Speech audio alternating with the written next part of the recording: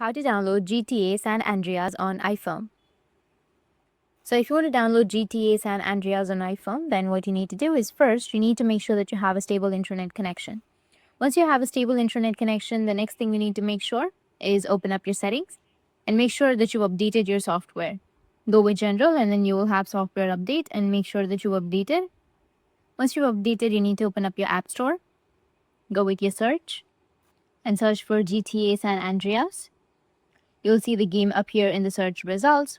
However, you'll notice that this is a paid app. To purchase the game, you need to have a valid payment method linked to your account.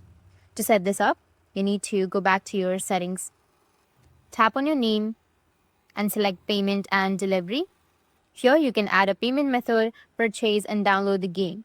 Once your payment method is added, return to the App Store, tap on GTA San Andreas. You'll get this kind of interface. Make the purchase and the game will start downloading. That's it, and if you have any questions, feel free to comment below. Thanks for watching.